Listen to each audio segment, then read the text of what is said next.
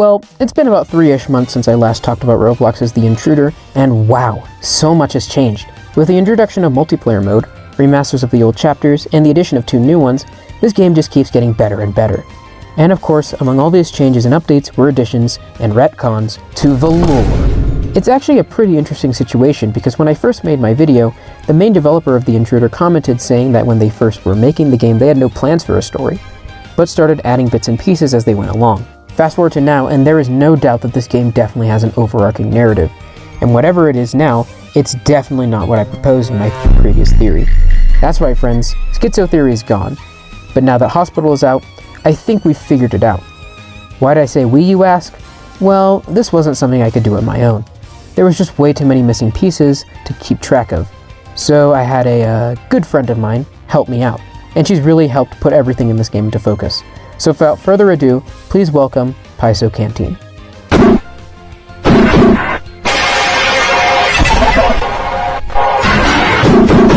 So without further ado, please be sure to like and subscribe, and let's dive into the lore of The Intruder once again.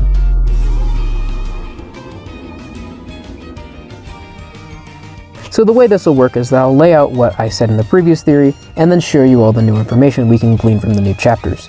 Then, Paiso will put the whole story into focus.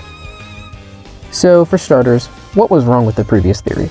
Well, in the last video, I theorized that the entire game focused around the story of a man named Henry, who suffered from schizophrenic episodes, which led to the death of his wife and child. Henry was then guilt-tripped and stalked by a serial killer known as the Intruder, who, due to his schizophrenia, Henry imagined was way scarier than he actually was. However, thanks to the chapter remasters and the multiplayer updates, this does not seem to be the case anymore. So what exactly has changed? Well, while Henry and his struggle are still a large part of the game's narrative, they are not the main focus anymore. Also, not only is the Intruder indeed a supernatural being, but there is also proven to be multiple intruders out in the world. I know this is a lot to take in right now, so let's try and put all these chapters into some sort of narrative order. Paiso and I believe that the Mineshaft is canonically the first chapter in the story, and it details how a group of people enter into these long abandoned mines to an attempt to blow them up. We also know that a singular intruder is down here, which is a different one from the one seen in the main game. The ending of this chapter also sees us escaping with what is obviously the Intruder in a disguise, back to the surface where it can start its rampage. But of course this raises some questions, the largest being that if only one intruder was down there in the mines, then how come there are so many roaming around the world in the main story? Well, I think it's quite obvious. When the Intruder kills someone, they are able to take the form of and mimic the person they killed. We see this mainly in how when Jason was killed in the woods in VHS 2, the police in the mall tell the story of how the Intruder called the police using Jason's voice and tried to lure them out into the woods, which we know worked considering the radio broadcasts in the hospital. Exactly 9 people have been reported missing in a 24-hour time period. These names include Jess. Police still have no sign of the missing boy Jason, and K9 units have been given no leads. See this with the Intruder mimicking Henry's wife's voice in the end chapter, and possibly the Intruder even taking the form of the dead child during the trippy section of the end chapter. Furthermore, this proves that although you can play the chapters multiplayer, in terms of the lore, you are still alone, considering that the Intruder can mimic your friends in appearance and voice. This is even further proven that during the mall interrogation, the player refers to the Intruder taking the form of the people they knew in past tense. If their friends were still meant to be alive, it would be in present tense.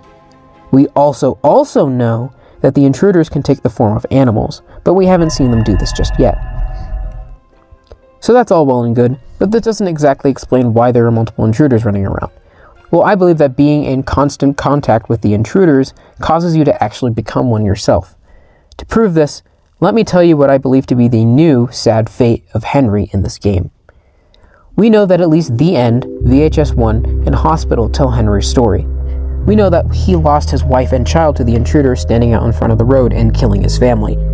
Henry tracks down the Intruder and records the whole supernatural encounter with them, and ultimately, we know that he leaves to show the world what he's seen.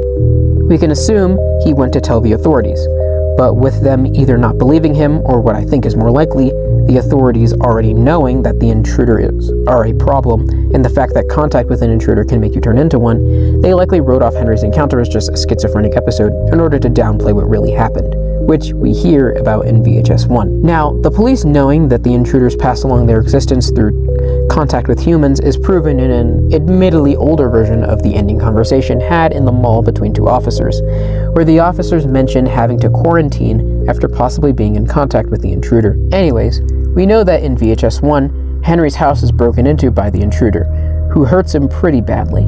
Due to the likely physical and mental trauma, we can see that he was taken to the mental hospital, where we can see drawings depicting a family of 3, as well as sketches of the intruder, and most damning of all, a message written in blood saying not to enter the cave. Now, there are only 2 people who would know about the intruder's cave: Jason, who is dead, and Henry. And given the fact that the door to the room is open, we can tell that he was either let out or most likely escaped on his own. Now, all of that is to explain who the seemingly good intruder is at the end of the hospital chapter. I think this is Henry, who has completed his transformation into an intruder. In fact, I'm pretty sure the entire mental hospital's purpose is to house those who were in contact with the intruder and watch them slowly turn, which is why there are security cameras and stuff set up here. It also means it would serve as a holding place for them all, which would explain all the other things we see there. Phew, that's a lot, right? Well, don't worry, I'm about done now, so without further ado, here's Paiso Canteen to put the whole story of the intruder into focus. Wait, is that the sound of the universe breaking?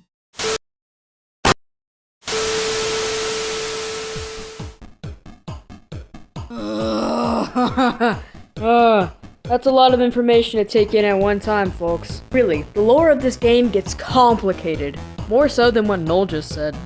So here, let me dull down the story and tell you what we have so far and add in my own 2 cents of what's going on. The story begins at, ironically, the end.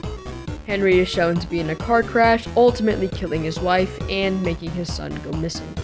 His son wanders off from the car crash and into the woods where he finds a cave. When he goes inside of the cave, he stumbles into the intruder's hideout.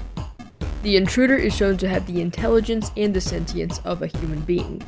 He introduces himself to the son and unfortunately seals the son's fate by declaring that no one should know where the hideout is and no one should find him out. The son attempts to run away, however, is caught and killed by the intruder, who then takes his identity. This is referenced later on, but we'll get right back to that. The intruder's hideout being underground and inside of a cave does confirm that the mineshaft is the first part of the chapter's stories.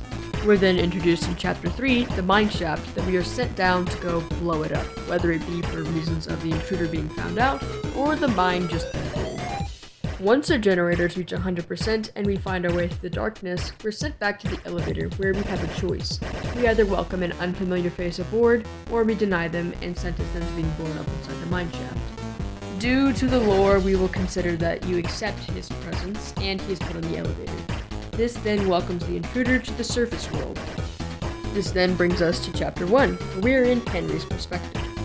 Henry is a schizophrenic, which explains why the security cameras are in his house, as well as explaining VHS 1.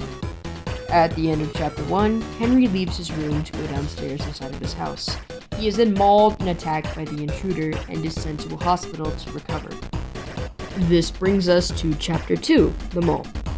In the mall, we have a night shift. We are set to watch over the mall and throughout the cameras until 7 in the morning. This introduces the locker mechanic. At the end of Chapter 2, you are put into an interrogation room where the boy is mentioned once more. It's now known that when the intruder took his identity, he lured more people towards him. It is also shown that it can shapeshift into animals. At the end of Chapter 2, and skipping the mineshaft, which is ultimately the beginning, we are sent to the mental hospital where it's said that Henry is supposed to have resided. Walking through it, we can find some oddly strange and cryptic drawings showing Henry's derailing into insanity. However, with his door being one of the only doors that is set open, we can tell that Henry has also escaped. Based on the drawings, it is confirmed that his son was killed inside of the cave, with writings on the wall saying "Don't go in the cave." At the very end of this chapter, we are shown that there is a quote-unquote good intruder. And that's the story all pieced together. Now for my favorite part, I get to interject my own theories. Like Noel said, this could be Henry finally forming into an intruder. Not only because of its passive demeanor, but also because you notice when you go back that there's drawings all on the floor, and this intruder seems to have a drawn-on face, piece of paper, and set as a mask.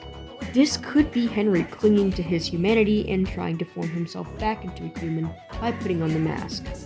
This makes my desire for Chapter 5 to come out really strong. I will say though, if there is a mechanic where you can shapeshift as the intruder, I think it would be relatively easy to catch me. Anyway, that's my take on it. I'm really glad I got to collaborate with Noel today, and I'm really glad I got to talk to you guys. Maybe I'll see you all again sometime, but maybe not. Anyway, Paiso out. Whatever that universal anomaly was, it seems like it's over now. Let's see if I can pull things back together.